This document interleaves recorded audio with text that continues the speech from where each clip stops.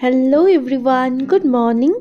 আমি সৌমি আর আমার চ্যানেলের আরও একটি নতুন ব্লগে আপনাদের সবাইকে স্বাগত। আজ রবিবার আর এখন ঘড়িতে 6টা বাজে। একটু দেরি হয়েছে ঘুম থেকে উঠতে, আর গত কয়েকদিন ধরে একটু দেরিই হচ্ছে। আসলে আমি ওই 5:30 নাগাদ উঠি বা 5টা নাগাদ উঠি একটু বেশি কাজ থাকলে। তো সেক্ষেত্রে না এই কদিন ওই 6টা 6:30 বাজছে। যদিও আজকে 6টার মধ্যেই উঠে পড়েছিলাম। আর উঠে প্রথমেই আমার কাজ থাকে রান্নাঘরে এসে রান্নাঘরটা একটু পরিপাটি করে দেওয়া। আর হ্যাঁ, যদি গাছে জল না দেওয়ার থাকে।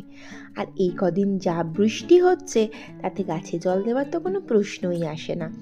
আজকেও সকালবেলা উঠে দেখলাম আকাশটা কিন্তু মেঘলা, তবে বৃষ্টি তখনও হচ্ছিল না। তো যাই হোক, আমি আমার পরপর যা কাজ থাকে সেই কাজগুলো একটা একটা করে নিচ্ছিলাম।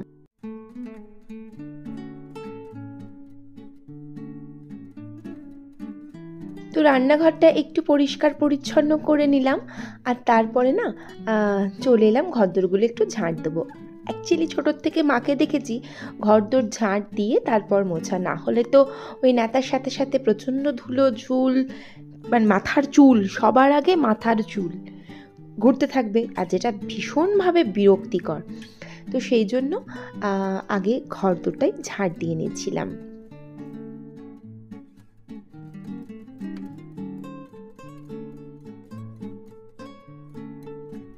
আর এই ঘরদোরটা ঝাড় দিতে দিতে আকাশের দিকে তাকিয়ে একবার দেখলাম আকাশটা কিন্তু বেশ কালো হচ্ছে। এবার না বৃষ্টি নেমে যায়। তো নামলেই বা আমার কি করার আছে, আমি যেন প্রচুর ক্ষমতাবান, প্রচুর কিছু করে ফেলবো, ব্যাপারটা তো তা নয়। তো যাই হোক, ঘরদোর সব ঝাড় দিয়ে নিলাম, ঘরদোর মুছতে শুরু করলাম। ডাইনিংটা মুছবো, বাবুয়ের ঘরদোর সব, মানে বড় ঘরটা, মানে আমাদের বেডরুমটা সব একটু একটু করে মুছে নেব। তো ডাইনিং দিয়ে শুরু করলাম ঘর মোছা টোছা।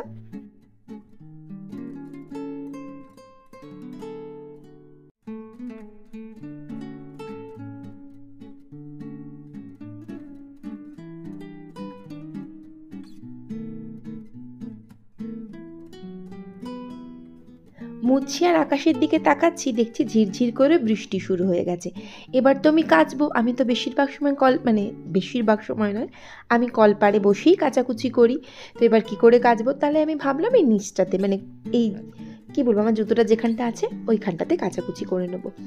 তো যাই হোক, সমস্ত কাজগুলো একটা একটা করে কমপ্লিট করলাম আর চলে এলাম ছাদে। ওই যে বললাম দেদার বৃষ্টি হয়েছে, আর এই মুহূর্তে আকাশ কিন্তু বেশ কালো, তবে একটু ধরেছে আকাশটা। তো আমি ভাবলাম পুজো টুজো করে নিয়ে তার আগে একটুখানি একটু বসে পড়লাম। সকাল থেকে কাজ করতে থাকি তো, আর এখন বেশ হাওয়া দিচ্ছিল, তাই চুপটি করে ছাদে বসেছিলাম। এটা আমাদের ঠাকুর ঘর, আর ওখান দিয়ে উপরে উঠে যাব। ঠাকুর ঘরটা না খুব ছোট। মাঝে মাঝে আমি তমালকে বলি আমার শ্বশুরমশাই কেমন করে ঠাকুর ঘর করেছে। একটা ঠাকুর ঘরে না আমি, মানে কোনো বড় পুজো হলে, মানে সত্যনারায়ণ যদি পুজো হয় না, কোনোভাবেই পসিবল নয় ঠাকুর ঘরে করা। আর এই যে বললাম আকাশের অবস্থা বেশ শোচনীয়, আর মাত্রই বৃষ্টি হয়েছে, ফুলের ওপরে জল পড়ে আছে, কি যে ভালো লাগছে দেখতে। তবে এবারে না আমার গাছে যে ভালো ফুল হয়নি, দোষটা আমার, ডেফিনেটলি আমার। আর যাই হোক, আর এই যে আলামন্দা ফুলটা আমার বিভৎস প্রিয়, গাছে হেভি কুড়ি এসেছে, প্রচুর কুড়ি এসেছে, নট হেভি। তো ফুলগুলো একটা ফুটেছে, তাই আপনাদের সঙ্গে শেয়ার করলাম। আর ওই যে বললাম আকাশের অবস্থা বেশ শোচনীয়, এক্ষুনি না আবার নামে বৃষ্টি। আর এই যে এদিকের প্লুমেরিয়াগুলো না খুব উঁচুতে হয়ে গেছে, নিচ থেকে তো কোনোভাবেই হাত পাওয়া যায় না, তাই ঠাকুর ঘরের জানলা দিয়ে হাত বাড়িয়ে এই ফুলগুলো আমি তুলে থাকি। তো চলে এলাম ঠাকুর ঘরে, আর একটু পুজো দিয়ে নিই ঠাকুরের কাছে, তারপরে আবার নিচে যাব, অনেক কাজকর্ম আছে। তো যাই হোক, পুজো দেওয়া শুরু করলাম আমি।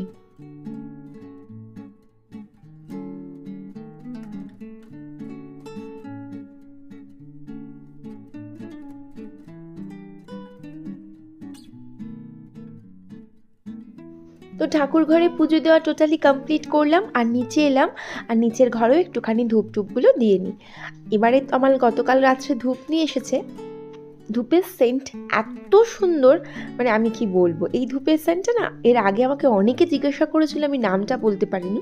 তবে এবারে প্যাকেটটা দেখেই আমি চিনতে পেরে গেছি যে এই ধূপটার কথাই সবাই জিজ্ঞেস করেছিল। এবার যদি কেউ জিজ্ঞাসা করে বাড়িতে এসে, তাকে আমি বলবো যে এই ধূপটাই ছিল। তো যাই হোক, ধূপ টুপ দিয়ে নিয়ে আমি একটুখানি আমার মুখের মধ্যে, ওই যে আমার তো স্কিন একটু সমস্যা হয় ময়শ্চারাইজার ইউজ না করলে, তো একটুখানি ময়শ্চারাইজার ইউজ করে নিচ্ছিলাম। আর গতকাল না হাতে কড়াইটা ঠেকে গেছিলো, মানে কড়াই হাত ঠেকে গিয়েছিলো, সরি। তো হাতে দেখলাম একটু চাকা মতন লেগেছে, সেটা কালকে আর খেয়াল করিনি, আজকে এখন দেখছি আয়নার সামনে দাঁড়িয়ে। তো আয়নার সামনের কাজকর্মগুলো একটা একটা করে কমপ্লিট করলাম। আর আয়নার কাজ কমপ্লিট করে ঘরের কাজে যেতে হবে, মানে আয়নার সামনের কাজ কমপ্লিট করে ঘরের কাজে যেতে হবে। তবে তার আগে আমি খাবো 1 কাপ চা। আর এই চাটা আমি দুধ চা খাবো, কারণ হচ্ছে গতকাল তমাল নিয়ে এসেছে বেকারি বিস্কিট। আর বেকারি বিস্কিট খেতে আমি ভীষণ ভালোবাসি, আমার মতন অনেকেই ভালোবাসে। ব্যথা হবে পেটে, তাই জানি, বেশি খেলেই পেটে ব্যথা হবে। আজকে ঠিক করেছি একদম বেশি খাবো না। তো যাই হোক, 1 কাপ গরম গরম চা নিজের জন্য রেডি করে নিলাম। তবে বাড়ি শুদ্ধ সবাই ঘুমাচ্ছে, আর বাইরে হচ্ছে তুমুল বৃষ্টি, মানে বিশাল জোরে বৃষ্টি হচ্ছে।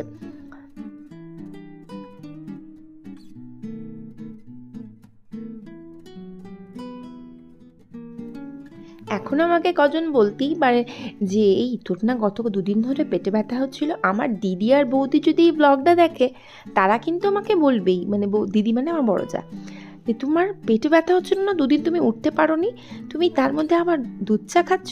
কী করে বোঝাই ওদেরকে, বুঝতেই চায় না। আমার যে ভীষণ নোলা, আমি ওই বেকারি বিস্কিট দেখে নোলা সামলাতে পারলাম না, 3টে তো খেয়েইছি আই এম শিওর। তো গরম গরম চাটা খেয়ে সকালটা শুরু করব। তবে সবাই ঘুমাচ্ছে, আমি একাই চা খাবো। আর ওই যে বললাম বাইরে প্রচণ্ড বৃষ্টি হচ্ছে, প্রায় 10 মিনিট এখন শুরু হয়ে গেছে বৃষ্টি, জানি না কতক্ষণ হবে। আকাশ পুরো কুচকুচে কালো। তো যাই হোক, আমি আমার চাটা দিয়ে একটা ফ্রেশ সকাল শুরু করলাম।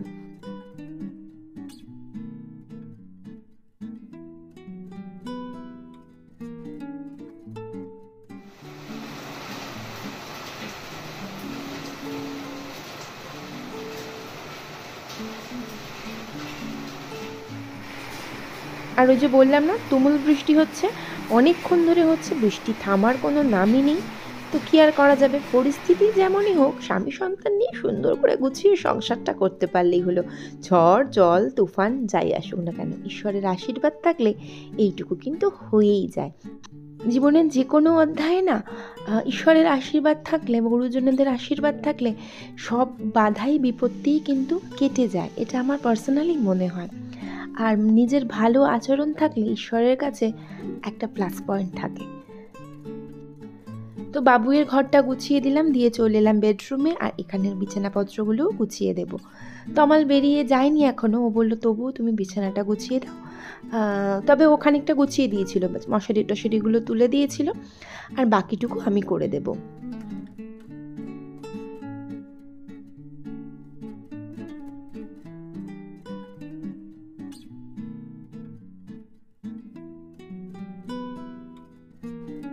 তো বিছানাটা ভালো করে পরিষ্কার করে গোছালাম। এই চাদরটা না অনেকেই খুব পছন্দ করে। আমার দিদি, মানে আমার মামাতো দিদি, আমার মাকে বলেছে যে পিঙ্কি কী সুন্দর সুন্দর চাদর পাতে গো পিসি, কোথার থেকে কেনে? মা আবার তাকে নাকি বলেছে তুই ওকে জিজ্ঞাসা করিস। এটা আমাদের রানাঘাট থেকেই কেনা রে দিদি, তুই যদি দেখিস ব্লগটা দেখে নিস। আর যদি বলিস, তবে আমি অনেক দিন আগে কিনেছি, এখন যদি দোকানে গিয়ে বলি না তাহলে হয়তো পাওয়া যাবে না রে। তো যাই হোক, এদিকে সমস্ত ঘরের কাজটা করলাম, না সমস্ত কাজ করিনি, 2-1টা বেডরুমের কাজ বাকি আছে। তবে তমাল বেরিয়ে যাবে বলে ওর খাবারটা রেডি করে দিচ্ছিলাম। আজকে ব্রেকফাস্টের ঝামেলা নেই। আর তমালকে রাতের বেলা না, মানে গতকাল রাত্রে তমালকে আমি বলে দিয়েছিলাম যে পাউরুটি নিয়ে এসো। আসলে গতকাল রাত্রে আমি একটু ঘুগনি করেছিলাম, আর ঘুগনি পাউরুটি খেতে কিন্তু বেশ লাগে, যদিও তমাল ঘোষ খাবে না সেটা। তমাল ঘোষের আবার মানে এক্সট্রা, মানে কি বলবো, মানে যেটা রোজ চলে না সেই খাবার ওর ভালো লাগে না খেতে। তবে ঘুগনি পাউরুটি তো মানে কি আর বলবো, আর দুঃখের কথা আর বলে লাভ নেই। তো তমালকে দিলাম আমি বাটার দিয়ে, মানে পাউরুটি, চিনি দিয়ে দিলাম, আর এটা বাবুইয়ের জন্য বেড়ে নিলাম। তারপরে আবার চলে এলাম বেডরুমে। ড্রেসিং টেবিলটা হয়েছিল বেশ আগোছালো, তো ড্রেসিং টেবিলটা একটু গুছিয়ে নিই।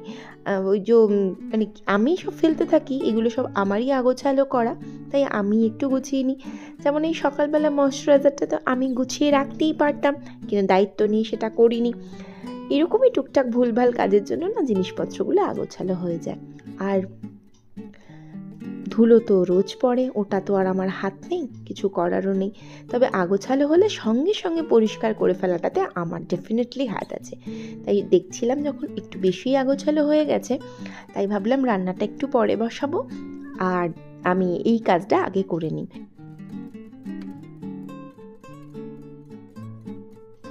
তবে কিন্তু আমি না রান্নাঘরে গিয়ে চালটাও ভিজিয়ে এসেছি, আর আলু আর ডিমটাও সেদ্ধ বসিয়ে দিয়ে এসেছি। ওটা দুটো সিটি পড়ে গেলেই হয়ে যাবে। আজকে না সকালবেলা ইচ্ছা ছিল, না সরি গতকাল তমাল দুপুরে বলেছিল এবেলা মাটন করবে পিঙ্কি, আমারও ইচ্ছা ছিল করার, কিন্তু এত বৃষ্টি হচ্ছে, বাজারে যাবে কখন আসবে কখন, কোনো ঝামেলাতে ওই জন্য আমি আর যাইনি। আমি একবারও বলিনি যে তুমি আনলে না মাটন, কোনো প্রয়োজনই নেই, যত তাড়াতাড়ি যত শর্টে কাজ করা যায়। তো এইখানটা পরিষ্কার করে গুছিয়ে নিলাম, একদম সুন্দর লাগে দেখতে গুছিয়ে ফুটিয়ে নিলে। আর তারপরে না এই টুকটাক কাঁচ ফাঁচগুলো আশপাশের যেগুলো ধুলো টুলো পড়তেই থাকে, তো কিছু তো করার থাকে না এইগুলোতে, তো এগুলো একটু ভালো করে পরিষ্কার করে দিচ্ছিলাম। আর এরপরে না এই ওয়ার্ড্রোবটাও একটুখানি পরিষ্কার করে দিই। আবার কালকে থেকে বাবুয়ের এক্সাম শুরু হচ্ছে, তো ওর কালকে থেকে স্কুল, সেখানেও একটু তাড়াহুড়ো থাকবে। আর যাই হোক, আমার কাজে তো ওই যে বললাম যাই হয়ে যাক না কেন কাজগুলো তো কমপ্লিট করতেই হবে, তাই একটা একটা করে সব কমপ্লিট করে নিচ্ছিলাম।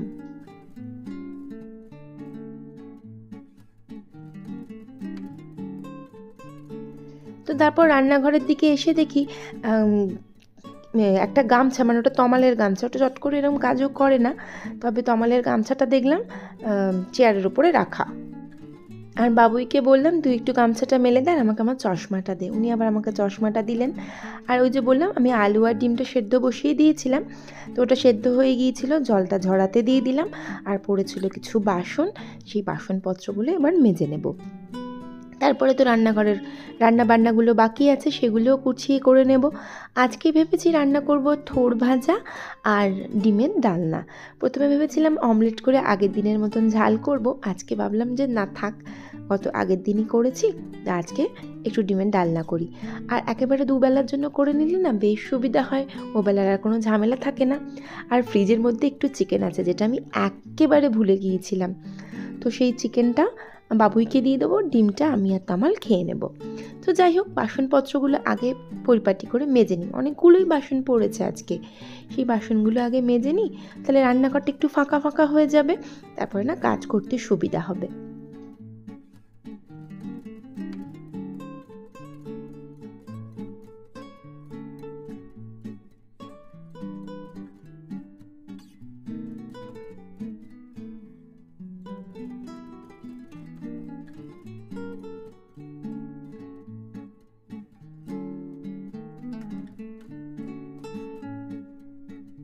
তো বাসনপত্রগুলো মেজে ধুয়ে আপাতত উপর দিয়ে দেব। আর তারপরে হচ্ছে কাজ ওই যে আলু ফালুগুলো আছে না, সেদ্ধ আলুগুলো থেকে খোসা টোসাগুলো ছাড়িয়ে নেব। আর ওই যে আগের দিনও আমি হয়তো বলেছি যে আমার আগে যখন রান্না করতাম আমি প্রথমকার কথা বলছি, আলুটা ছাড়িয়ে সেদ্ধ করতাম, তারপর দেখলাম যে আলু খোসার সময় সেদ্ধ করলে স্বাদটা বেশি ভালো লাগে, তারপর থেকে খোসার সময় সেদ্ধ করি। আর তারপরে এই খোসাটা ছাড়িয়ে নিই সেদ্ধ হয়ে যাবার পর। তো আলুর খোসা ছাড়িয়ে নেব, ডিমটা ছাড়িয়ে নেব, দিয়ে তারপর রান্না বসাবো। তবে একটুকটাক আনাজ কাটা বাকি আছে, যেমন মেন হচ্ছে যে থোড়টাই কাটা বাকি আছে। আর পেঁয়াজ আদা রসুন তো কাটতেই হবে, না আদা রসুনের পেস্ট ফ্রিজে আছে, শুধু পেঁয়াজটা কাটতে হবে।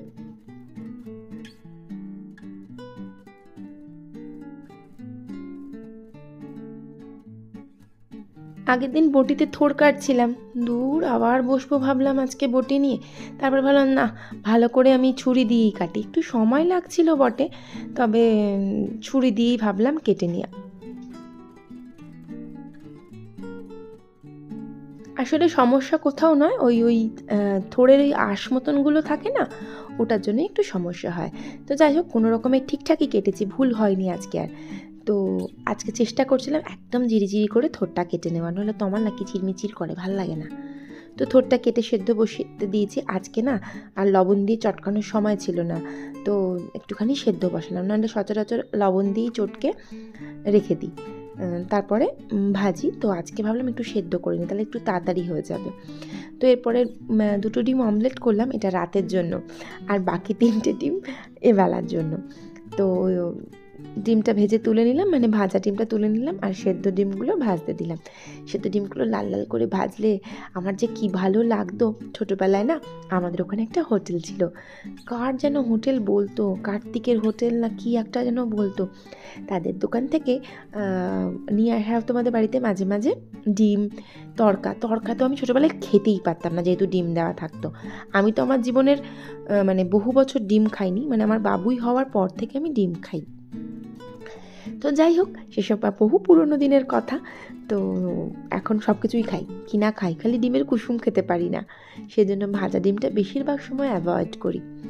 তো যাই হোক, আলু ফালুগুলো ভেজে তুলে নিলাম, আর এবার ডিমের তরকারিটা বসে, মানে ডিমের ডালনাটা বসিয়ে দিই। পেঁয়াজটা প্রথমে ভেজে নিয়েছিলাম লাল লাল করে, লাল নয় গোলাপি করে ভেজেছিলাম, আর তার মধ্যে দিয়ে দিলাম টমেটোটা কুচি করে দিয়েছি, খুব কুচি নয়, নর্মালি একটু স্লাইস করা। আর টমেটোটা যাতে নরম হয়ে যায় সেজন্য দিয়ে দিলাম একটু লবণ। বাস এটা দিয়ে একটু ভালো করে নাড়াচাড়া করি, আর তারপরে দিয়ে দিলাম আদা রসুনের পেস্ট। ডিম রান্নাটা তো বিরাট কিছু হাবিজাবি নয়, তাও ইচ্ছা হলো একটু শেয়ার করি। তো ভালো করে কষিয়ে নেব। নিন্দুকেরা কিন্তু বলতে পারে আমি তেল বেশি দিয়েছি, বাট আমি তেল বেশি দিইনি কিন্তু। আর এরপরে মশলা বলতে দিলাম একটু কাশ্মীরি লঙ্কার গুঁড়ো, আর দিলাম একটু হলুদ গুঁড়ো, আর খুব সামান্য ধনে জিরে গুঁড়ো দেবো, বেশি দেবো না, আমার খুব একটা ভালো লাগে না ধনে জিরের স্বাদ যে কোনো রান্নায়, মানে সব রান্নায়। তো যাই হোক, মশলাটা দিয়ে ভালো করে কষাবো, বেশ তেলটা ছেড়ে যাবে, চিনি দেবো একটু, লবণ দেবো একটু, আর তারপরে দিয়ে দিলাম এই মানে ভেজে রাখা আলুগুলো। তো এটা দিয়েও ভালো করে কষিয়ে নেব, নিয়ে গরম জল ঢেলে দিয়েছিলাম। এই যে দেখতেই পাচ্ছেন ফুটছে। এবার নামানোর সময় যেহেতু হয়ে গেছে, সেজন্য আমি এর মধ্যে দিয়ে দিলাম একটু ধনেপাতা কুচি, আর অবশ্যই দেব একটু গরম মশলার গুঁড়ো। আর এই প্যাকেটটা দেখলাম ঘোড়ার ডিম শেষ হয়ে গেছে, সেজন্য আবার একটা নতুন প্যাকেট করলাম, দিয়ে দিলাম।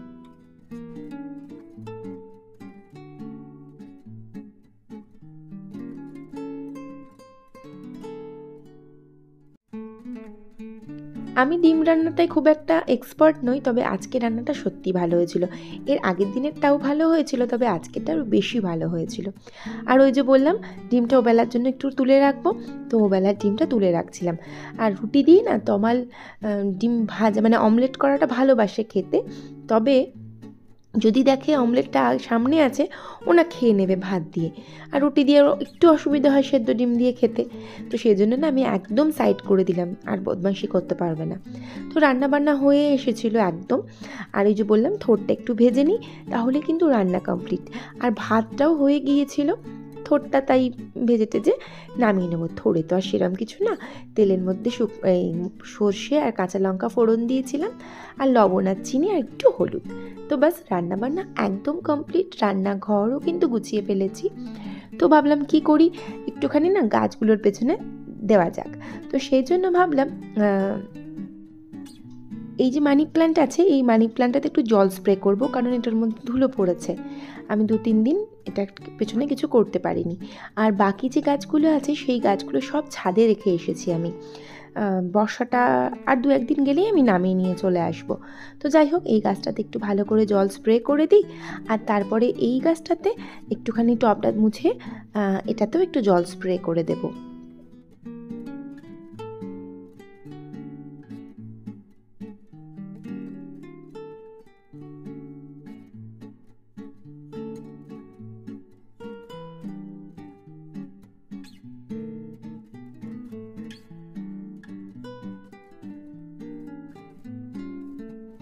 আর তারপরে না হলো একটা দুঃখের কাণ্ড। এই গাছটা আমি তুলে ঠিকঠাক করে রাখতে গিয়েছিলাম, আর এই 1-2-3 শেষ। এত দুঃখ হয়েছে না আমার। আর এই সময়টা আমার ভীষণ হুটোপাটা থাকে। বাবুইও ভেবেছে আমার কাঁচের টব ভেঙে ফেলেছে, ও বেচারা দৌড়ে এসেছে। তো যাই হোক, কাঁচের টব নয়, তবে মাটির টব ভেঙেছে। বহুদিনের গাছ ছিল ওটা আমার। তো যাই হোক টপ চেঞ্জ করে দিলাম, আর বেশিক্ষণ সময় না দিয়ে হুটোপাটা করে কাজটা করে নিয়েছিলাম। আর এদিকে আমি নিজে ফ্রেশ হলাম, হয়ে বাবুইয়ের জন্য ভাতটা বেড়ে নিচ্ছিলাম, কারণ ওই যে আজকে একটু তাড়াহুড়ো থাকে, বাবুই পড়তে যাবে, তো সেই জন্য ও খেতে বসে গেল। তো ও খেয়ে দিয়ে না বেরিয়ে যাবে, তো ও বেরিয়ে যাক, আর তারপরে আমারও পেয়েছে বেশ খিদে, আমিও খেয়ে নেব।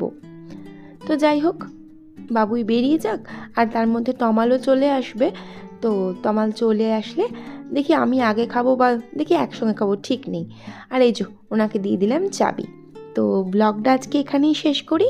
ভালো লাগলে প্লিজ পাশে থেকে যাবেন। ভিডিওটা দেখার জন্য থ্যাংক ইউ সো মাচ। দেখা হচ্ছে নেক্সট ব্লগে। Till then, tata.